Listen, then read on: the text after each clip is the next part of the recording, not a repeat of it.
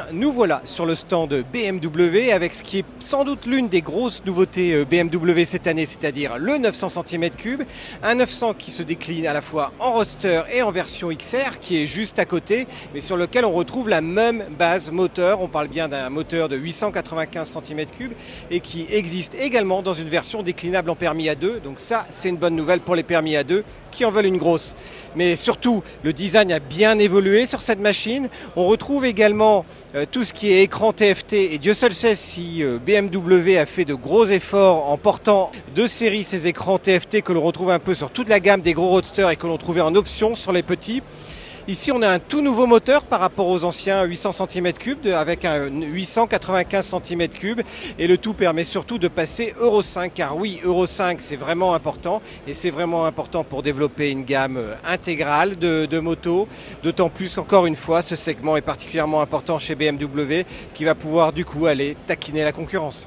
Côté ligne, on retrouve vraiment un aspect plus sportif avec des lignes agressives, très portées vers l'avant. Il faut dire que BMW s'est pas juste contenté d'augmenter la cylindrée de son modèle, mais a vraiment travaillé sur toute la partie design et notamment un éclairage intégralement à LED. On trouve notamment ce phare avant, vraiment très similaire au reste de la gamme et notamment à la gamme 1250 actuellement sur le marché. Et puis surtout, ce que l'on note avec l'arrivée de ce nouveau modèle, eh bien, c'est également une foule d'options et pas uniquement le démarrage à clé ou l'e-call, mais ce sont également toutes les assistances possibles et inimaginables. On trouve également naturellement presque désormais du ride-by-wire avec plusieurs modes, une position de conduite plus penchée vers l'avant, notamment parce que l'empattement a été réduit, mais par contre l'angle de chasse a été augmenté sur le modèle et surtout on retrouve un nouveau cadre pont en acier qui intègre bien le bicylindre ici en élément porteur.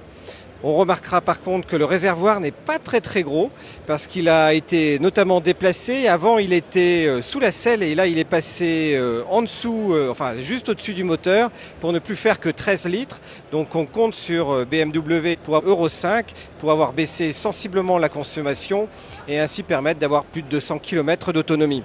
On note qu'en termes de position de conduite, eh bien, on a une selle qui est un petit peu plus fine et que les repose-pieds ici ont été légèrement reculés, ce qui fait que ça donne une position de conduite qui est vraiment beaucoup plus basculée vers l'avant.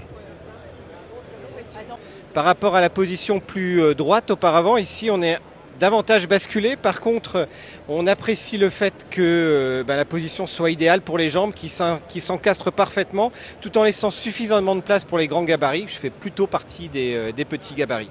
Et à noter qu'en option sur ce modèle, eh bien, il sera possible de le doter d'un amortisseur arrière électronique dynamique ESA, donc ce qui est assez novateur pour ce type de cylindrée chez BMW, parce que normalement l'ESA était plutôt réservé aux gros roadsters.